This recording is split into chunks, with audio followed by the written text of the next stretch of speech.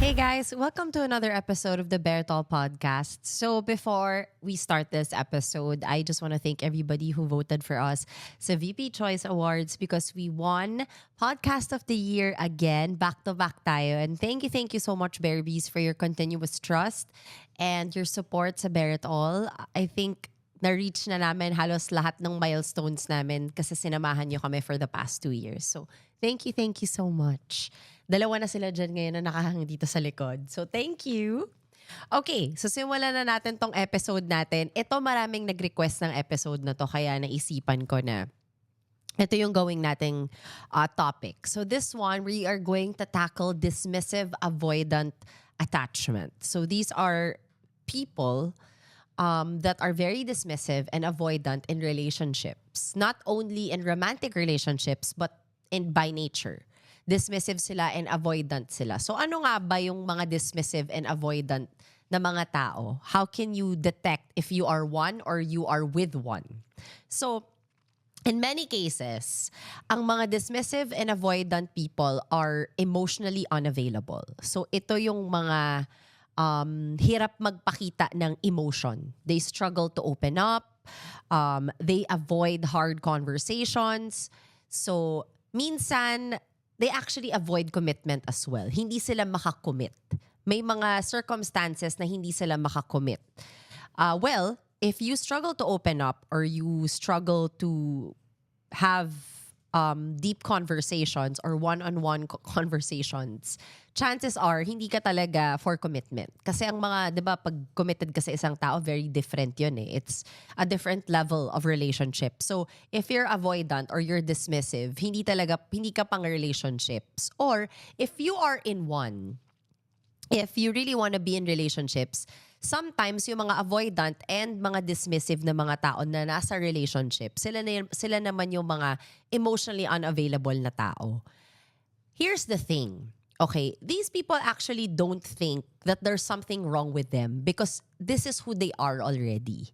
Parang ito yung kinalakihan nila or kinasanayan kasi nila. It normally stems kasi from upbringing eh. Sanay sila sa environment that always require them to be strong. Kunyari, nung mga bata sila, kapag umiiyak sila, sinasabi sa kanila, huwag kang umiyak. Pag umiiyak ka, mahina ka. Dapat lagi ka lang strong. So parang ang nangyayari, yung bata na nakukondisyon yung mind niya na kapag umiiyak ako or nagpapakita ko ng emosyon, weak ako. So kailangan lagi akong strong. Kailangan kahit masakit, even if I'm hurting, or kahit malaki na yung sugat ko, or nasaktan ako ng sinabi ng mom ko or ng tatay ko, hindi ako papakita ng emosyon kasi brave ako. So parang kinondisyon yung mind mo that crying and showing emotion is weakness. So, sinanay mo yung mindset mo na ganun. So habang tumatanda ka, na-adapt mo na yon sa sarili mo. So, meron namang mga iba na, yun nga, it doubles as when you show some emotion or you're vulnerable, it's a sign of weakness. So you just don't.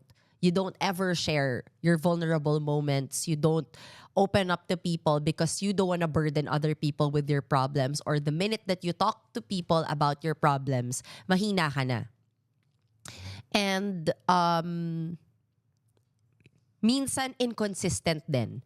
Because when you were young, there were patterns of inconsistency pag pinapakitaan ka ng emosyon. Like, there are some moments, bibigyan ka ng attention, and then there are some moments, hindi ka pinapansin. So, naboblur talaga yung line when it comes to to being avoidant and being dismissive. Ang nangyayari is hindi mo alam na ganun kang tao because you don't honestly want to be one. It's not intentional. It's just the environment na kinalakihan mo or nakasanayan mong mindset or perspective na dapat ganito ako. Normally, people who are like this have a front eh. May front sila na lagi silang matapang, lagi silang strong. But deep inside, they're dying already. Like, hindi na nila kaya. But since they're so used to keeping things inside or bottling emotions, since they struggle to open up, they keep a lot. to themselves. So it also reflects sa mga relationships nila that they get into. Kapag ka nasa avoidant, kapag yung kung pumapasok sila sa relationships, minsan ang nangyayari kasi is they tend to pull away when things get deeper. Like, let's say kapag lumalalim na yung relationship, napapansin mo, bakit parang nagiging cold na siya? Okay kami kahapon parang ang deep na nung namin, nung pinag-uusapan namin, yung nandun na kayo, nararamdaman mo na nag-o-open up siya sa'yo, tapos biglang babawi. Or pagka mag-o-open up ka sa kanya, tapos pag turn niya na, wala siyang sasabihin, hindi siya magsasalita. Ayaw niyang mag-share. Or ida-downplay niya lahat ng emosyon niya. Kasi ayaw niyang ipakita yung totoo niyang emotions. It means they're avoiding conflict, they're avoiding showing their emotions, and they're protecting themselves. Technically, being avoidant and dismissive is a defense mechanism. Defense mechanism yan ng brain or ng isang tao na when someone is too close or getting too close to me, I have to pull away. I have to walk away. Or if you're in a relationship, the fact that you are in one, that's already a big progress. Kasi you reached a level na nakapasok ka sa isang relasyon kahit dismissive and avoidant ka. Ngayon, kapag nasa relasyon ka na, there are some things though that can cause some certain problems in relationship if you are dismissive and avoidant. So, one could be you are not romantic, hindi ka super sweet. You tend to show your love to the person through service. Service meaning to say na, kunyari may sira sa bahay, aayusin mo. Sa'yo ano na yon? Form of love na yon, which is a form of love, okay. But, kapag may sira sa bahay, tapos kaya mong ayusin, di ba, dapat naman talagang ayusin mo yon. Yung parang ikaw yung marunong mag-ayos ng sira So, dapat ikaw talaga yung mag-aayos ng sira. Parang, you do things because ito yung mga bagay na alam mo that ito lang yung kaya mo magpakita ng emosyon. Or, yung mga things na dapat mong ginagawa or yun naman talaga dapat yung responsibilities mo sa bahay or dun sa partner mo, feeling mo, na yon, maximum level na yon ng pagmamahal for you. But in reality, ang kailangan naman talaga maramdaman ng partner mo is spontaneity, like dinner dates or i-date mo siya, manonood kayo ng movie or may nakita kang something na naalala mo siya, so binili mo yung item na yon or naisipan mo siya bigyan ng flowers or yung very spontaneous moments.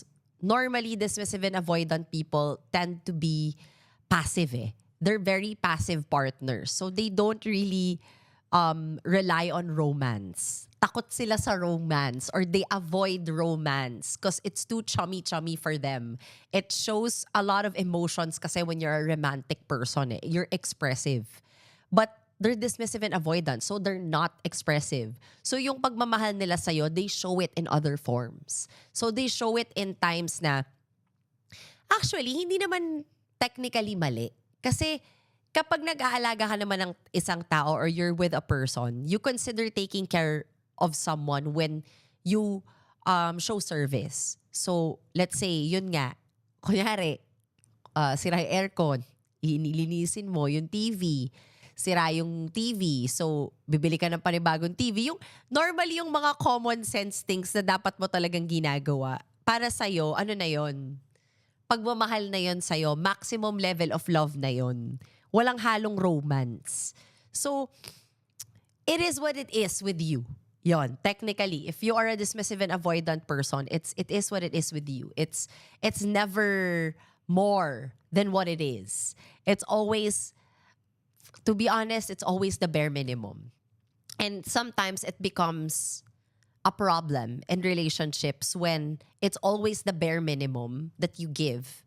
And when it comes to when the person is asking for more or your partner is asking for more, nagkaka-anxiety attack ka na. Hindi mo na alam anong gagawin mo kasi hindi ka sanay ito lang yung alam mong gawin. Ito lang yung alam mong way kung paano ka magpapakita ng pagmamahal kasi ito yung nakasanayan mo eh. This is the love that you were given when you were growing up. So, basically, isipin mo ganito. I'm gonna kind of give an example. When you're a parent and you put your children to school, you put a roof over their heads, you buy them clothes, everything that a child needs, binibigay mo sa anak mo.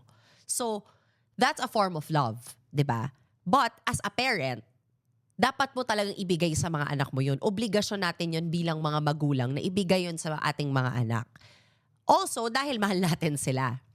But there are things that we do for them na hindi na natin obligation yun. Gusto lang natin gawin yun para sa mga anak natin. Like,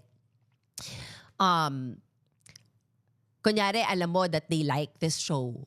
They like this specific toy.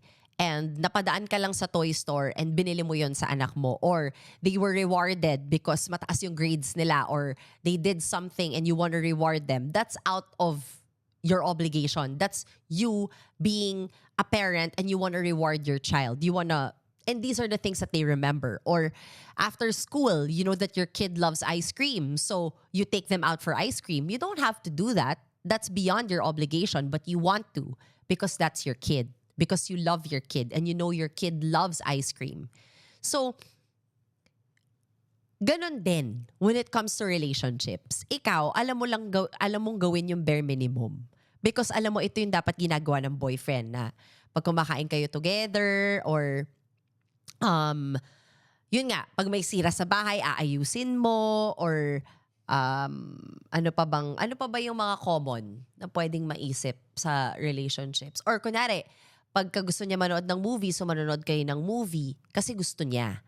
Hindi ka nagkukusa. Technically, hindi ka nagkukusa.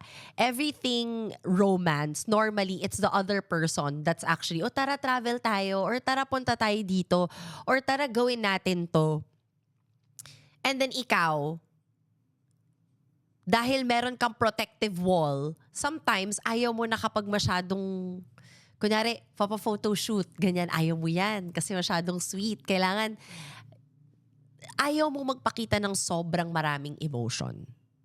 Hindi ka sanay magpakita ng sobrang maraming emotion. Or kunyari, speech. Ayaw mo mag-speech. Kasi masyadong, you're gonna have to think. You're gonna have to go deeper into your emotions and be in touch with your feelings to be able to say a full speech about someone that you love. It's not that you're a bad person because it's something that you were used to or it's the love that you were given.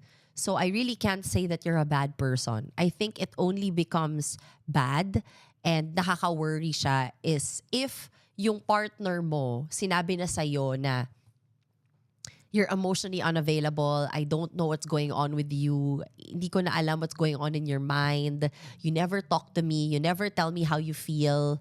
Or every time I tell you that this is how I feel, you just avoid it. Hindi mo siya ina-acknowledge or being emotionally available for your partner is so important. And not only for your partner, for everyone, all your relationships in your life, even friendships. It's so important to be emotionally available because when you're emotionally available, sensitive ka rin. Hindi ka insensitive. So, alam mo kung ano yung hindi mo dapat sinasabi at alam mo dapat kung ano yung sinasabi mo or alam mo dapat kung kailan ka mag-a-advise and alam mo rin kung yung times na hindi ka dapat magbigay ng advice. So, naboblur yun minsan kapag very avoidant or dismissive or passive ang isang tao. And it's so hard to be in long-term relationships if you're a very passive person or you try to avoid conflict by oo ka na lang ng oo sa lahat ng gusto ng tao kahit hindi ka naman agree. Or just to avoid fights, bibigay mo na lang lahat. But ang gusto lang naman ng partner mo is mag-usap kayo. Ang gusto lang naman ng partner mo is proper communication. And yun nga, bare minimum yun eh. Pero since hindi ka ina-avoid mo ang conflict at nag-a-avoid ka to talk about things, you don't go deeper into, sorry ka na lang agad. Magsusorry ka na lang agad. So, sometimes it's so nice to see your partner become vulnerable and actually show emotion because it means you trust the person enough to open up. I think it only becomes bad when you never let that one person that you're supposed to let in, never mo siyang you're never gonna let them in. You're always gonna be walled. Diyan nagsisimula yung mga downfall ng relationships eh. It builds resentment when the person is emotionally unavailable because they can't get anything out of you. Hindi mo alam kung gaano kalalim yung relationship nyo kasi hindi mo naman ganun kakilala yung tao. It's very surface level. Parang ganon. And again, you're not a bad person, okay? That's not what the episode is about. It's not really telling you that masama kang tao. It's just sometimes when you know you're aware that ganun kang klaseng tao and you just let it be and you just let the other person or your partner or your friends just accept the fact na ganyan ka na. Kapag hindi mo siya gustong baguhin or feeling mo na wala namang mali sa'yo, so never mind. Kahit marami ng taong nagko-call out sa'yo, then I think there it becomes a problem. Then it becomes a pattern because you know there is a problem and you're not doing anything about it. I think doon lang siya nagiging masama and nagiging hurtful towards your partner because alam mo na kung ano yung problema. Sinabi na sa'yo that ito yung nararamdaman niya, that you're emotionally unavailable, you don't open up, they don't hindi niya alam kung ano nangyayari sa'yo or nangyayari sa heart mo or yung mga ganyan, then it builds some sort of may nabibuild siya something sa heart nung partner mo na siguro iniisip niya na so hanggang dito na lang kami parate. Wala na akong ibang i-expect kasi ito lang yung kaya niyang ibigay sa akin forever. And this is not about material things This is about showing emotion. This is about connection. This is about you and your partner. It's not about material things.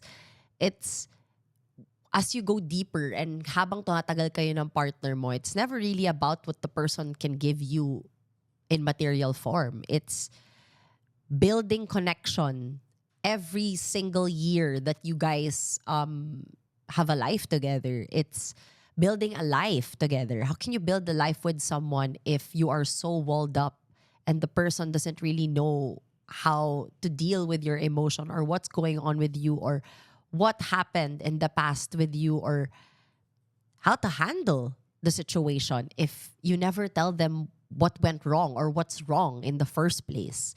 Diba? There's always gonna be a really big elephant in the room. And you just have to make space. You just have to tiptoe around the elephant until one just, I give up.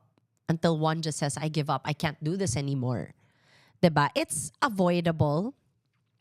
It could be fixed for some, but it takes a lot of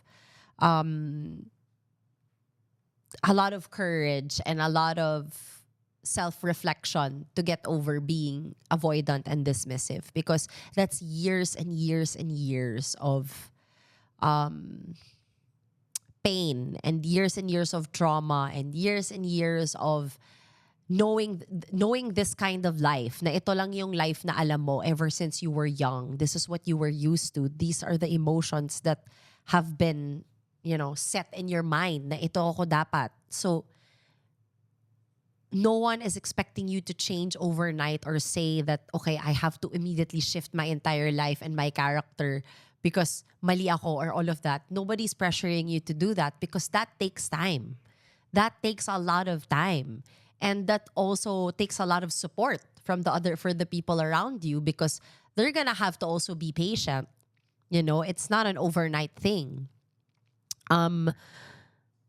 Sometimes it also helps when you have a partner naman, you also have to know how to deal with that. Dapat may constant reassuring din kasi that's the thing that they lack growing up, assurance. They weren't given assurance or they weren't given enough validation growing up.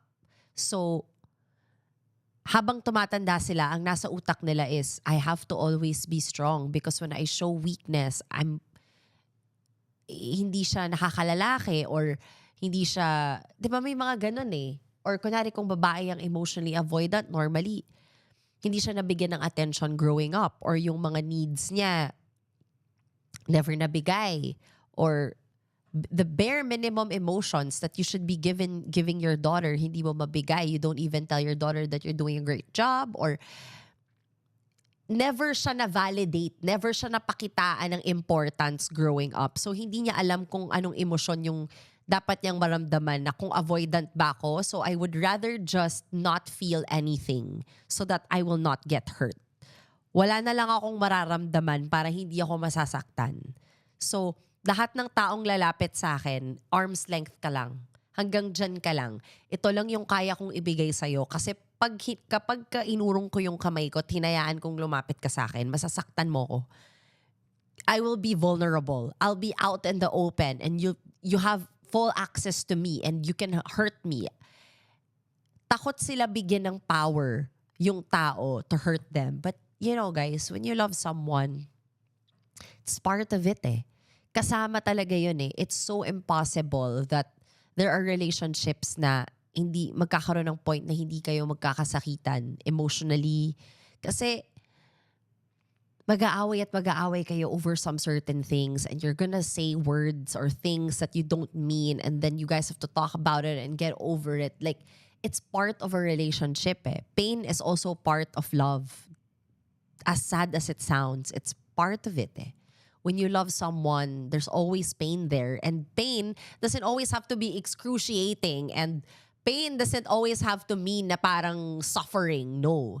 Pain sometimes comes in like other forms na may pinag-awayan kayo, may nasabi kang hindi mo na hindi, you don't mean but out of anger, nasabi mo. Like, it's part of it. So if you always keep someone at arm's length, then the relationship is never gonna go deeper than that. It's always just going to be at arm's length as well. Hindi kayo uusad. You'll always stay the same. So it's really up to the person who is dismissive and avoidant to make some changes. Like, kapag ka may partner ka rin, huwag ka magbibigay ng ultimatums. Kasi yun na nga yung kinasanayan nila nung bata pa sila eh. Yung pinapapili sila or kailangan mo gawin to kasi pag hindi mo to ginawa, ito yung mangyayari sa buhay mo. Like, their whole lives already consisted, it always consists of transactional kind of love. Yung parang hindi siya in harmony. Yung basically, kailangan mo tong gawin kasi ito dapat yung responsibilidad mo as someone who goes to school or someone that's working or you have to do this for me kasi ako yung magulang mo. Yung very conditional. Sanay na sila sa ganong pagmamahal so they don't really know what unconditional love means because they're always so used to conditional kind of love setup that you have to be great, you have to be strong so that you're loved or you're shown or bibigyan ka ng emotion. Kasi kapag weak ka, hindi ka favorite. Pag weak ka, hindi ka bibigyan ng attention. Pag weak ka, lagi ka napapagalitan. So you're always forced to be strong because you always put up a front. Because if I'm strong, bibigyan ako ng validation today or hindi ako papagalitan. Alam mo yun? So it's so sad because it's part of being human to feel all of these emotions. So if we always keep these emotions inside, it's going to eat us up in many forms eh. And it manifests in other ways. And for you, it manifests in your relationships. That sometimes some people just want to get into situationships because it's not deep. It's not, hindi ka committed sa isang tao. So you would rather just enter situationships because panandalian lang. But maayos ka naman. 'Di ba? Like, you're capable. Everyone is capable of loving. It's really just getting to know yourself more and taking accountability for what you think is wrong or what you think should change and making the change. I think it's only bad if ayaw mo ng growth. If you just wanna, kahit sinabi na sa'yo ng person na ito yung, we're struggling, this is what you've been doing. If you continue to avoid it and not really change anything, then I think then it becomes a problem. And I think some relationships don't last, or you end up in very unhappy marriages and unhappy relationships because you never want to grow or get out of it. Diba? I think that's the only time it becomes a problem. So if you are in a relationship that your partner is dismissive or avoidant, it doesn't necessarily mean the person doesn't love you. They do. They love you. It's just, this is the only way that they can show that they love you, because this is the love that they were shown. So, ito lang yung love na alam nila. Kaya alam mo guys, it always boils down talaga to burning house theory. It always boils down to that. It's the blueprint of your life. If the love that we're shown, everything always starts at home. And then also the experiences in our lives, it becomes the blueprint of everything. If you're constantly surviving, or you're constantly in survival mode, everything in your life, all aspects, will always feel like it's survival mode. Like, I have to be this because this relationship has to survive, or I have to be this kind of person because if I don't do this, I won't survive. It's like lagi kang fight mode sa utak mo, that you keep all of these walls up to protect yourself from getting hurt, or to protect yourself from feeling any kind of pain. But in reality, you're protecting yourself from feeling real emotions, real human emotions that you're supposed to feel. Because these emotions, or these things that happen to us, we learn from these things. We grow. We discover things about ourselves, and we end up, being the best version of ourselves after, or we know what we tolerate and what we can't tolerate, or we know that we don't like this feeling, we know we like this feeling. That's how you can determine it. So if you always avoid things like this, it's like, how are you ever gonna know what you're supposed to feel, or how you're supposed to feel, if you always avoid conflict or emotions, or talking about your feelings? Sometimes all you need to do is release it. Minsan, kailangan mo lang tanggalin yun. Kailangan mo lang bunutin yung tinik pa minsan, and then it gets better. It feels lighter. But it's easier said than done. Like, I know that whoever is gonna watch this is gonna say exactly that while I say these words. It's easier said than done. Na parang, yeah, pwede mo sabihin na ang dali lang mag-open up. Totoo yun. Kasi I struggled to open up for so many years. Like, it took a while for me to be able to open up to people how I truly felt, because I hated being a burden, or I hated showing weakness because I'm supposed to be strong. Because my mom was always in survival mode. I grew up with my mom, who was always surviving because she had me at such a young age. Until this day, she's still trying to survive. And I feel like I nakuha ko yung ugaling ganun ng mommy ko before. Up until I really told myself that I've become so aggressive and so angry at so many things and at so many people. And for what? Because I don't want to tell people how I feel, or I don't want to tell people that I'm angry, or I don't want to tell people that you've hurt me, even if they've hurt me immensely. Like, I feel that I struggled with it because I never got to say it to the person.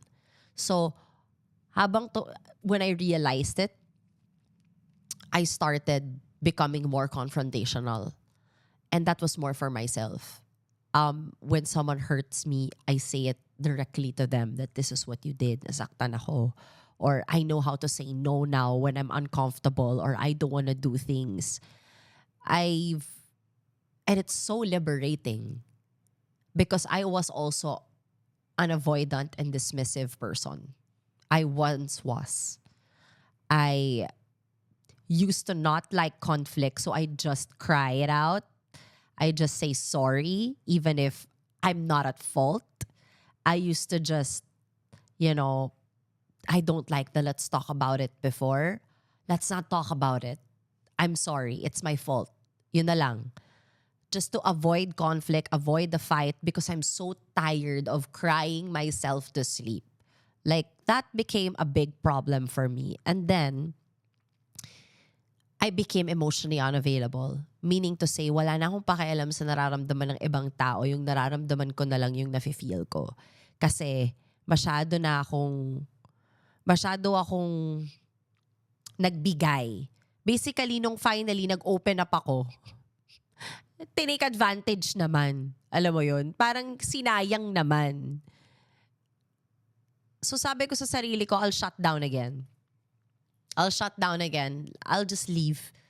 And I left. And when I left, imagine I knew I was gonna hurt a lot of people by leaving. But I needed to do that to figure out sa sarili ko that this is exactly what I need to do to open up again, to be myself again. And meeting someone who's so emotionally available naman kind of also taught me that it's okay to talk about these things. It's okay to show weakness. It's okay to, you're not weak because you're vulnerable. You're not weak because you're crying. You're weak and you're crying because you're human. Because you are in a situation na you feel defeated. And it's so normal for humans to feel defeated sometimes. We don't always get what we want. So of course, there are going to be times when we feel like we're losers and we're defeated. But that's normal. That does not make you losers. That doesn't make you like hopeless. No. It's just another hurdle that you have to get through. You know, another puddle that you have to skip through. It's not a forever thing. You know, I had to really reflect a lot on why I always kept things to myself. And when I finally opened up, I think that's when I started to become the best version of myself. Then I'm not afraid to show weakness anymore. Then I started to open up. I started to share more about my life, what was going on, and it felt so light. For the first time in my life, it felt so light to be able to talk about your problems and all the shit that you're going through. And it didn't feel heavy. You know, it's so liberating that, you know, someone was listening to you and they genuinely give a shit about what you have to say. I feel that if you struggle to sometimes when you feel to struggle when you struggle to talk about some certain personal things that you've been through in your life, it's also because sometimes you don't feel safe. You don't feel safe with the people that you're with, you hang out with. You don't feel that they'll take that thing that you hold so tightly in your heart. They won't take care of it or they won't understand. Normally, ganyan tayo di ba? Hindi nila maiintindihan, walang makakaintindi sa nararamdaman ko. Hindi natin alam yun kasi we didn't try. Di ba? We didn't try to open up. So maybe take one step at a time, day by day, and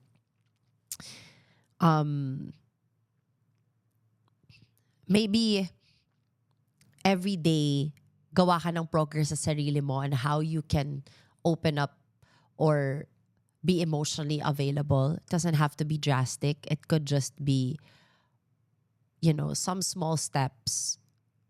Whatever it is, it's your decision. I can't tell you what to do.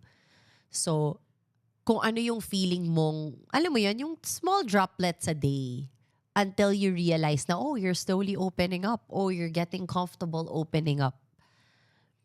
But again, it doesn't make you a bad person, okay? It really doesn't make you a bad person. There's just a lot of work that you have to do within yourself to be able to open up. It's really hard. It's really hard. Some people do therapy. They seek professional help when it comes to these things because these are traumas, you know? These are the things that mahirap baguhin ang isang bagay na nakasanayan. So, take your time, but do the work. Okay, do the work. It only becomes cruel if you don't do anything about it and you know you're hurting someone. It only becomes mean, and the situation just totally becomes a totally different story if you know you're hurting someone and you're letting it happen and you're not doing anything about it you're not doing anything to fix it. That's the only time it becomes wrong. But if you're doing the necessary steps to improve yourself or to be more available, to be more present, to be less avoidant, then you're on the right path. So basically, I don't think kailangan ko pang pahabain tong episode na to. Yun na yun. That's about it, guys. It's just progress takes a while, but any small step is progress, just as long as there is. So that's about it, guys. If you, again lahat ng pinag-uusapan namin dito sa Bear It All, ano lang namin to, based on research, our own opinions, our views and opinions, and our experiences. You don't necessarily have to agree with it. You don't necessarily have to follow it if it doesn't apply in your life.